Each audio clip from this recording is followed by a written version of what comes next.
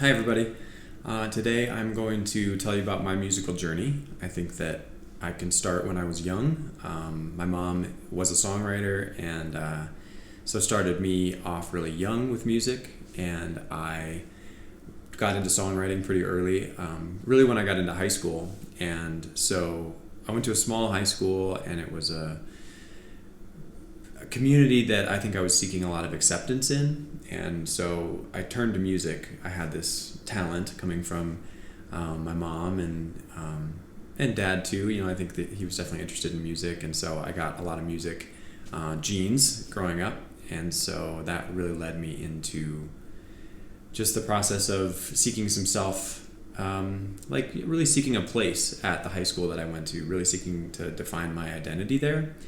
And so, 14, 15 years old, freshman, sophomore year, I really started to get into songwriting, and there was this guitar class. I got into songwriting. I was performing for the assemblies, and it was a really small high school, so we had 400 people between all four grades of the high school.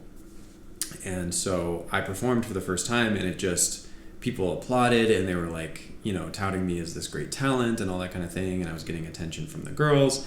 And so all of a sudden it was just this thing that I figured, this is what I need to be doing a lot more.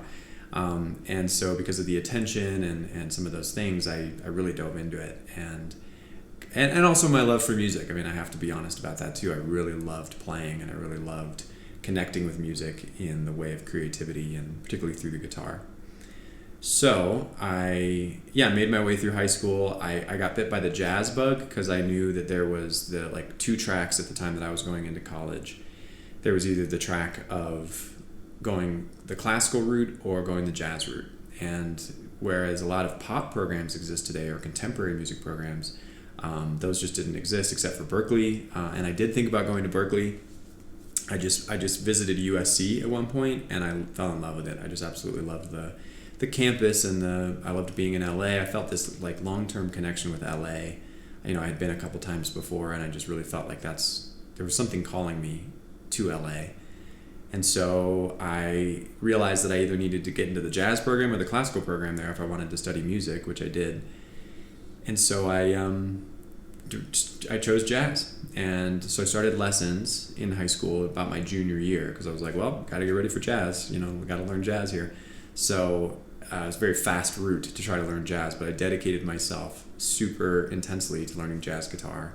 I had a great teacher at the time, private teacher, and he just taught me a ton. I went to Berklee for the 5-week program the summer between my junior and senior year of high school, and learned a ton there. And basically got myself ready to go to USC, and I got in. And music also got me through a rough time in high school. I think we all go through that. Probably a lot of people do, where they just kind of hit an emotional low, or really trying to seek what they're doing with their lives. I guess I don't know how to put that, but I was just really managing a lot of emotion at the time, and going through some transitions, probably biological too. I mean, we all are during that time. So anyway, there was a lot going on, but music, and particularly really getting focused on learning jazz at that time, got me really focused and got me really excited about where I was going and what I might be doing next in college. And also just in the moment, just really grounded me through music. So that was my first real experience of that, and it was very powerful. So I got into USC, and I went, and I was so excited. I mean, when I got the admissions letter, I cried, actually, quite honestly. I was at the mailbox, I remember very specifically, and I literally shed some tears just with joy of being so grateful for the opportunity. Because again, some things had happened in high school that I just felt like this was a break, and this was a real opportunity for me to move in a new direction. So I went, and I applied myself so hard to jazz the first year. I mean, it was just 100%. I loved my teachers. I loved the program. I was so excited to be involved with it. The problem is I burnt out on jazz by the end of the first year. I was just consuming it and bettering myself and practicing so many hours a day and all that.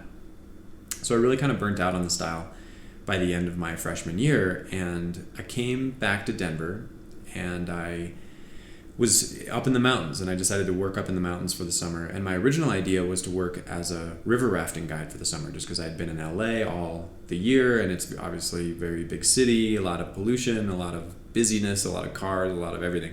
And so I just thought it'd be really nice to get back to nature for the summer.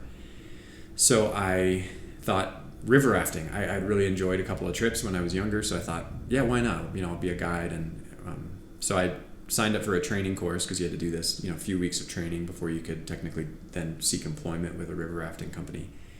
And so it was like just the third day or so of the training that we were doing for the river rafting guide training, and I went under. We went into this rapid, and I went over the raft. We flipped. I went into this what's called a I'll remember the name, but it's basically where you get trapped in this cycle of water. And the water is going over a rock, and then it like cycles back in on itself.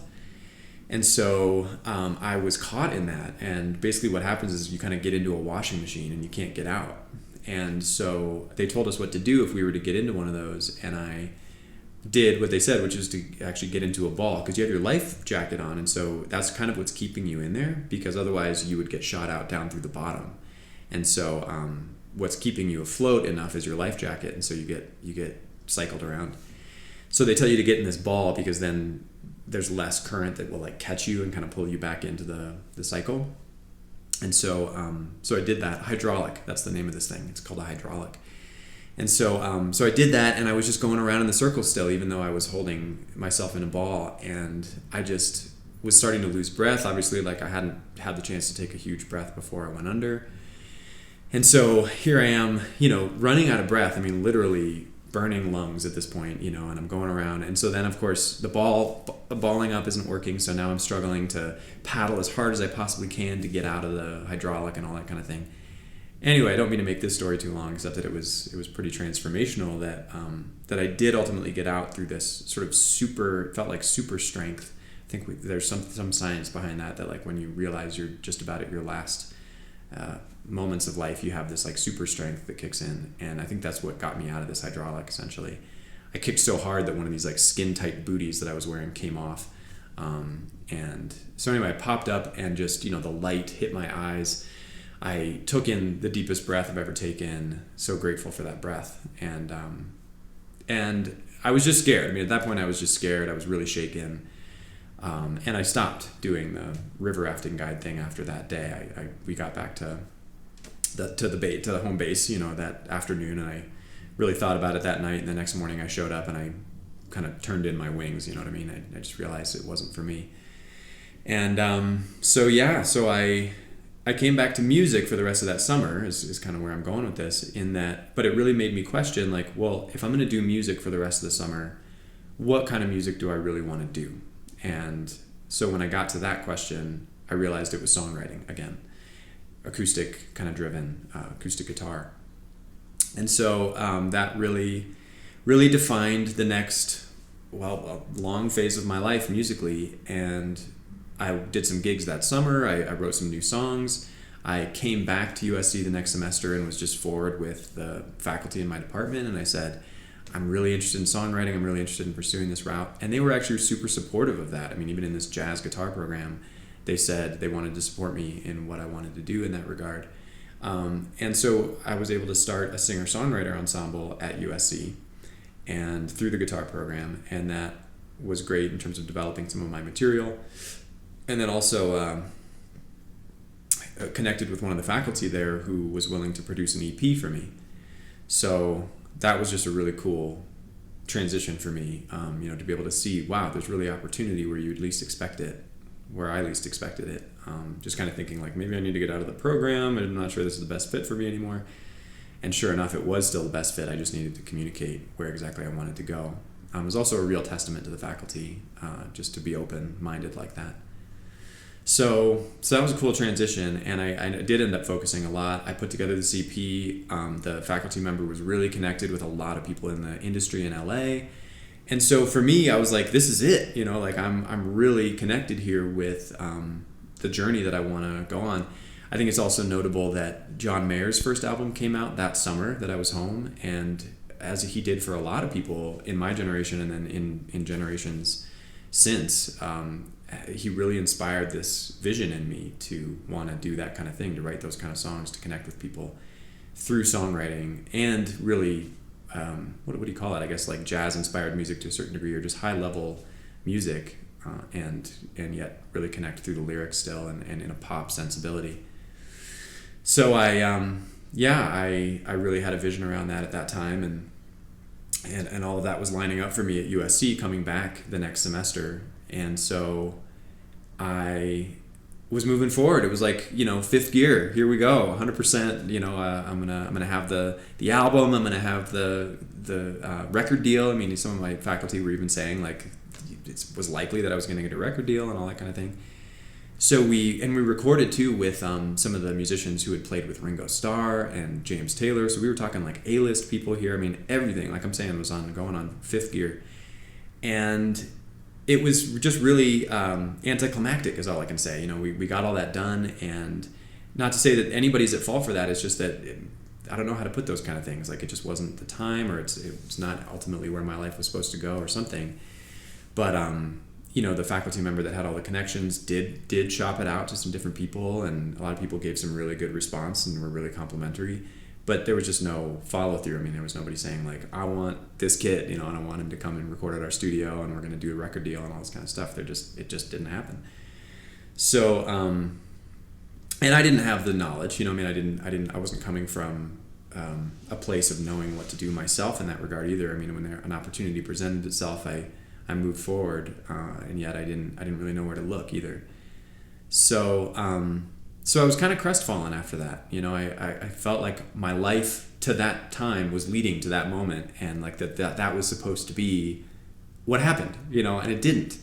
And in terms of the record deal, and so it really made me. I didn't necessarily get depressed about it or anything. I just kind of thought, well, I guess I'll just keep writing. I don't, to be honest, I don't really know where I went at that point. I think I just kind of figured I'd keep moving forward, and I was enjoying school, so I figured I'd just kind of keep rolling with that.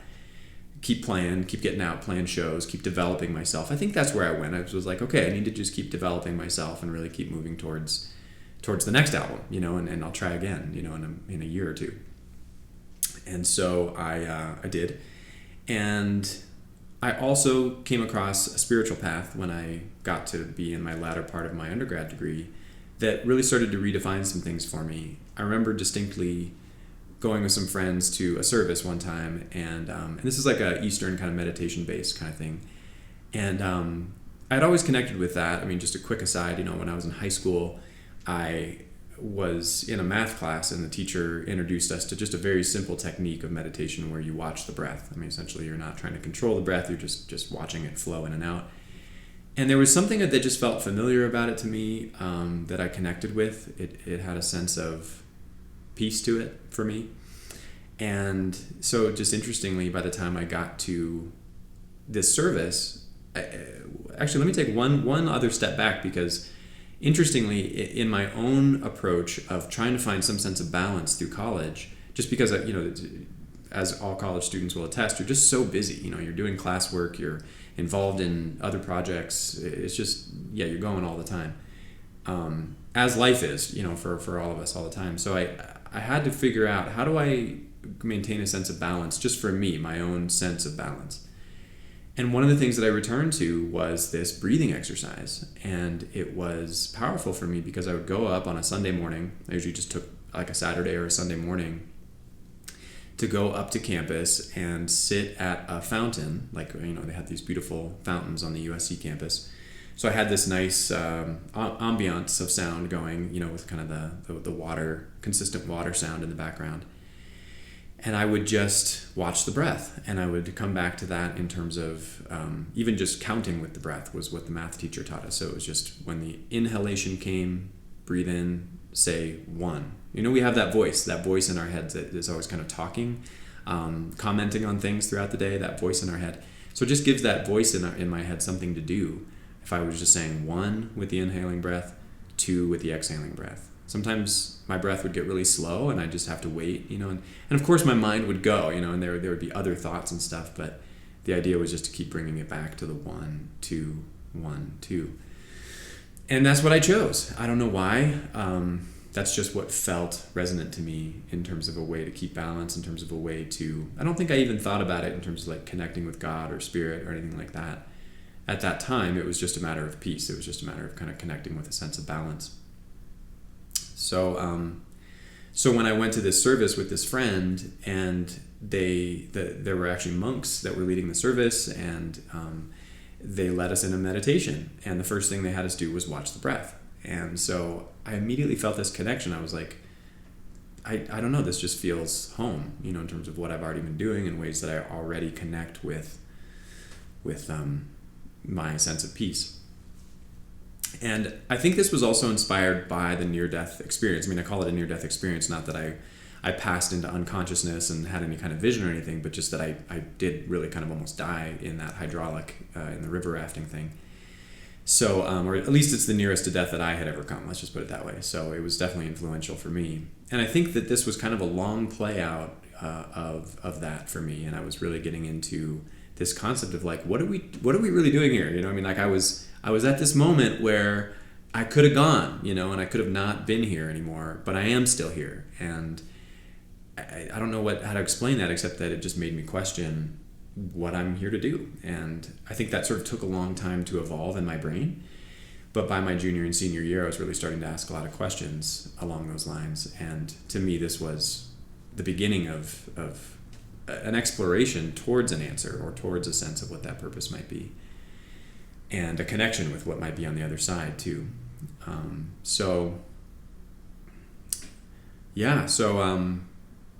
That was my sense of where I was at the end of my undergrad degree. And so then I moved back to Denver. Well, sorry, I'm missing one step. I went into a master's degree right away, because I got to the end of my undergrad, and I still didn't know entirely where I wanted to go. I mean, you can kind of just see where I'm at, you know, at the end of my undergrad there, and I'm just kind of like, well, I'm in LA, I'm still working on my stuff. Like, it'd be great to keep going with this process towards a record deal if possible, or just getting my music out there. And what better place to do that than at USC and in LA. So I decided to stay on for a master's degree, and I was involved with the spiritual path. I was kind of getting more involved, you know, so I thought, and it was kind of a home base there in LA for that kind of thing. So I stayed on. And I connected with a mentor there at USC for my master's degree, and he let me TA for some of the songwriting programs. So I got a little bit more involved with teaching, and was doing some teaching of songwriting at that particular time.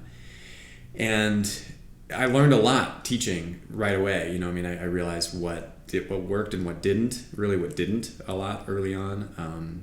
And so that was really good. And I also learned a lot about songwriting, you know, because I had to put, everybody probably knows that phrase, like what you teach, you learn all that much better. So I definitely was learning a lot more as I went as well. So yeah, so then I moved back to Denver after I completed that, and I again came back to this thing of like, I need to get back to nature, because I've been in the city, I've been breathing in, you know, like I think it's the equivalent of smoking a pack a day of cigarettes or something like that. I don't know what, I heard some rumor like that. If you live in LA long enough, it's like you've smoked a pack of cigarettes a day. So I was like, okay, I got to get back to nature. I got to get back to a real cleansing kind of time, and also just decompressing and figuring out what I wanted to do next, because now I had a master's degree in music, and I was like, well, what do I do, you know, with my life now? I didn't get the record deal in LA. I'm back in Denver now. I still want to do music, I think, and yet I'm really trying to redefine what it is exactly that I want to do. So so I was actually involved in a music position at this summer camp, and I was doing like cookouts, you know, music for the cookouts and other events and that kind of thing. And it was just a beautiful environment. It was really, really healing, I think, to be in nature for that time, and really redirecting around that time. So that was really good. But it really led me to what I wanted to do next. I wanted to do music, and I wanted to keep that going. And I wanted, even if it wasn't the record deal approach, I wanted to get into performing, and I wanted to make a career kind of as an entrepreneur, as a performer. So I moved down to Denver, and I moved in with my parents, because I figured I'm not going to be making any money for a little while. I need to get my plan together as far as how I'm going to make music work and really get out there and perform and make connections and allow time for that. So my parents were awesome and allowed me to move in with them for that extended period of time. And I did. I set up my I don't know how to describe it, but like central mission control or something, whatever that phrase is. And I had a whiteboard, and I had a vision board, and I had all my goals written out, and I was reading a book called The Success Principles at the time by Jack Canfield, and just really inspired, by that kind of self-driven, self-entrepreneurship type of approach. And it was fantastic. It was hard. It was hard and fantastic at the same time. There was a lot of self-doubt, I think, at the time, just because I still didn't really feel like I knew what I was doing. I was just kind of going for it and being vulnerable and getting out there and performing my music and connecting with venues that would take me. But as any of you who have approached music and the music industry, there's a lot of rejection along the way too. So there was kind of that. And I feel like music and probably any kind of entrepreneurial endeavor really brings you against yourself, brings you up. It's like a mirror, so you really see what you are doing well and what maybe there's room for growth in certain areas and that kind of thing. So it was bringing me up against all that kind of thing as well.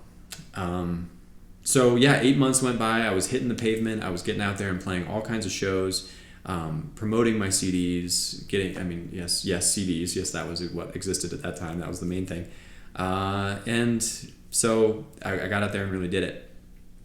And I did make some money, but not nearly enough when I really broke down what I needed for a budget on a month-to-month basis, it wasn't nearly that. I made some good income on a couple of gigs, and I'm talking about really doing my original music at this point.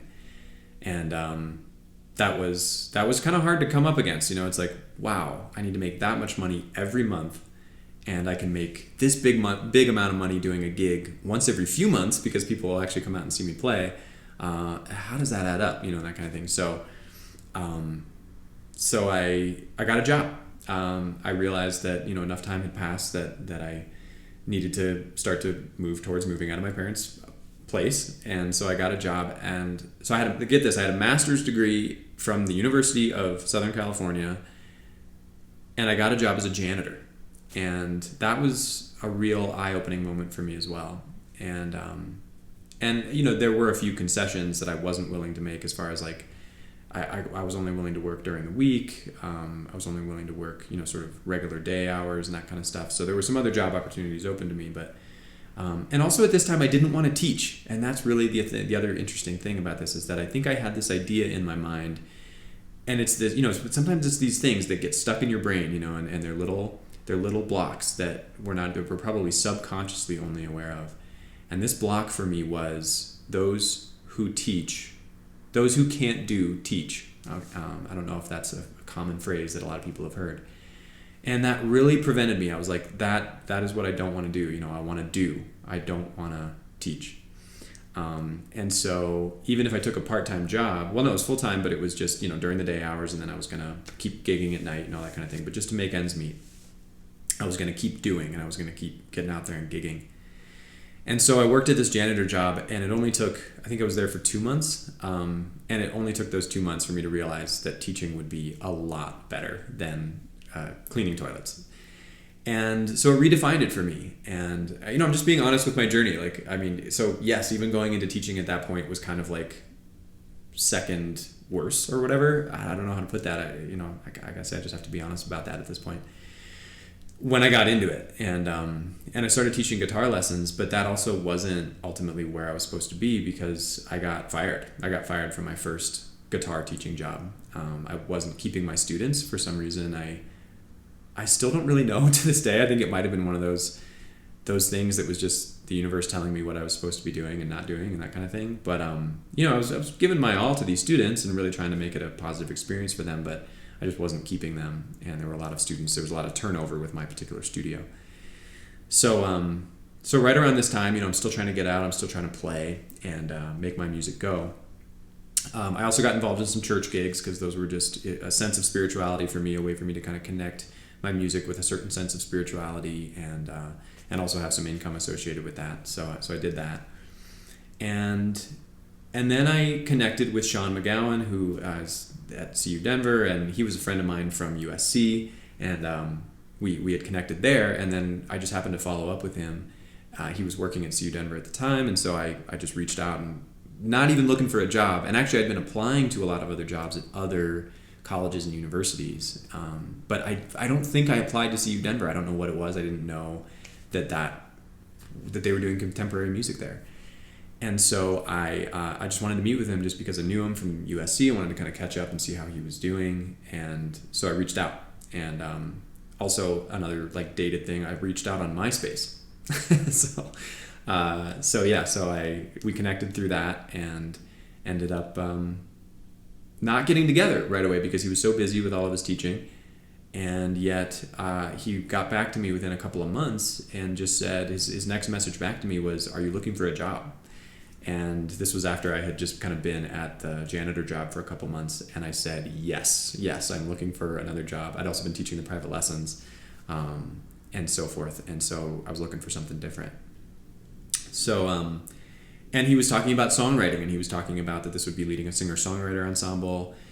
He was talking about that I'd be still doing some private lessons, but it would kind of be more vocal and songwriting oriented. And so I thought, that sounded great. I mean, it really did at the time. I was just like, I remember the feeling. I was like, it really did feel great. I was like, yes, I definitely want to do that.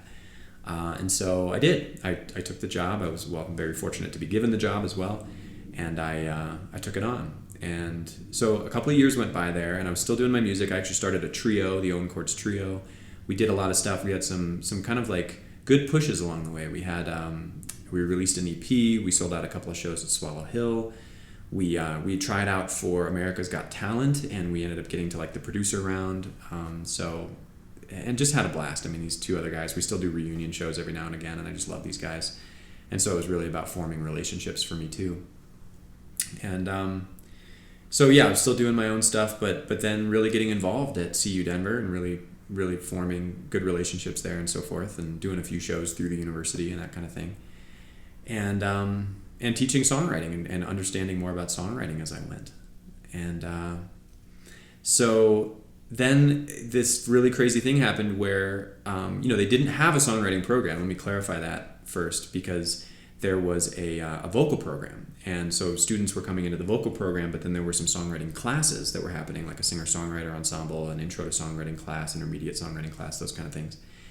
But they didn't have a program, like some place for somebody to major in songwriting or really feel like they're part of a track, going towards that. And so the head of the vocal program, because that's essentially what I was under at that time, came to me at one point and said, what we really need is we have these two kind of vocalists. We have vocalists who are just vocalists and are really trying to establish their career as a commercial vocalist. They don't really write their own stuff necessarily, but they're amazing vocalists, and we really want to continue to promote their careers. And then we have this other kind of student, that's they write their own stuff. They usually play an accompaniment instrument of their own, and they write these great songs, and they're vocalists. And the bridge between these is getting further and further apart because, these people want to do this thing and these people want to do this thing. And so she said to me, what would really be great is if we had a songwriting program. And I was kind of like, yeah, that would be great. And she said, I said, well, if there's any way that I can be involved with that, please just let me know. And she looked at me for a second. She was like, no, I need you to start it. And so I was kind of taken aback, at that moment. And I was like, okay, yeah, I can definitely put together a proposal and just kind of see where that goes. And she was like, that'd be great. So I did. I put together a proposal, and I remember feeling so inspired at the time to put that together. I stayed up late on all these nights, and I was like, I couldn't sleep. I was putting together all these ideas for what this songwriting program could be about, and ended up presenting it to the chair at the time, and then that went on to the dean, and it was just right time, right place. They were looking for ways to kind of change up the program in certain ways, and it hit, and it was accepted. I was actually pitching it as like an emphasis area within the performance area, but then somehow it just was like everybody wanted it to be its own program. They wanted it to be its own major, and so it started, and it just started right away like that, and so that was evolving, just at that time. So doing music, just these things that kind of unfolded in ways that I had never expected.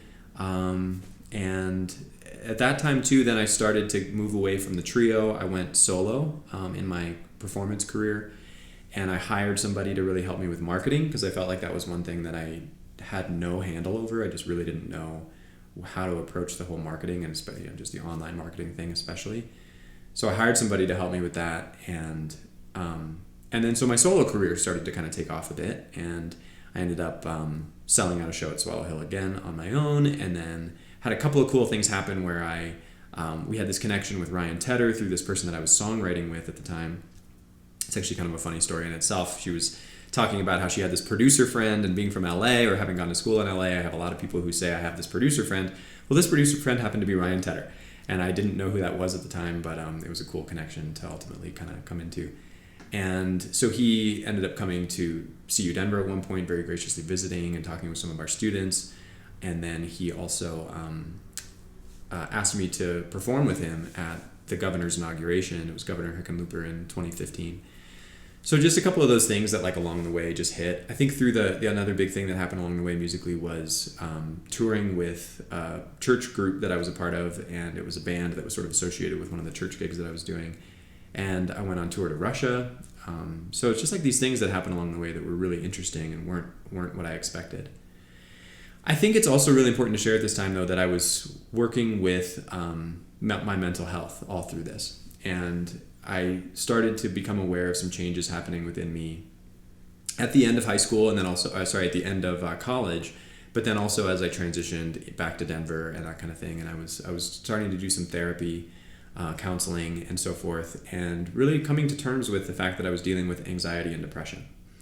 And so I very unreadily accepted that, and also was doing a lot to just sort of get out of it as fast as I could. Like, okay, well, this is a phase. I'm just going to kind of go through this and make sure I'm doing these things to get out of it as fast as I can. And so I was doing counseling. I was doing the things they recommended to just sort of be mentally well and just go towards wellness in the other areas of my life as well. And as the years went by, and as I was as all of this other stuff was going on, that was an undercurrent, was that sort of pathway with mental health, and it wasn't getting any better. I was managing it, and I tried some different things. I tried some medication, which ended up, I didn't really like the side effects. A lot of people say that. I ended up, going on and off medication basically a couple of times. And then, of course, doing a lot of other holistic things to just really approach wellness. Continued with my meditation. I continued with exercise. I mean, just, a lot of these things that are pretty universally recommended for mental health. So yeah, I just think it's really important to mention that was part of my journey, and it's up until maybe even now, it's really been a part of my life and a part of my journey that I've chosen to keep hidden and just sort of not make something that is a part of my journey on an integrated level. But I think I'm realizing more and more that it's maybe has purpose in my journey, and so that's why I bring it up. So I think I'm in the final stages of my story here, but I think since then I started the summer program, the Links Camp, co-founded that at CU Denver, along with the help of a lot of people within the College of Arts and Media there to kind of promote it and make it what it is today. And I think the reason I also met my wife, it's a really big transitional thing in my life, obviously, that's happened within the last, I met my wife, we met a few years ago, but just got married a year ago. And so that's been a really big transition for me, I think, from the standpoint of asking what's next through all of this journey. And my life looks a lot different today than it did when I was in high school or that summer after my freshman year of college. Obviously, I had very specific visions of where I thought I would be at this time, and that just looks a lot different. I think there's obviously been a lot of success along the way, but that success looks very different than what I maybe originally envisioned. And I'll just be very honest, in some ways I question myself still. I'm like, have I really been successful? Really, from that standpoint of like, have I been successful in the way that I originally envisioned, that I originally, a certain part of me really wanted, maybe, in a particular way. But that has really driven me towards asking the core questions, like, well, what are my values? Why have I chosen the particular routes that I have chosen along the way? And it's made me really question, why did I have those visions in the first place? Were they entirely from the standpoint of something that was positive entirely 100%, or were there things mixed in there in terms of my vision of fame and touring and success for particular reasons? And it's mixed, I think, is ultimately what I come to, is that yes, there were some really positive intentions in that, but I think there were some things driving me at that time that were also, I don't know how to put it except to say, like, drivers that weren't the most healthy. And so it's made me ask those questions of, like, what is driving me? What are those things that if I can go to the root of them, that I can really feel deep peace, deep contentment just with who I am today. And not that achievement is still great, goals are still great, and all of those things, but from a place of already being enough, already being at peace just with who I am, as myself. And so that's kind of where I'm at, and that's kind of where I see myself transitioning to as well, is really combining music and life, and that deep dive process of what's really driving us as human beings, and what's our stuff, and what do we have to bring up to deeply accept ourselves and be able to move forward in our musical careers or not, but just in our lives with that real deep sense of peace. So there's my story, and look forward to more in the future here.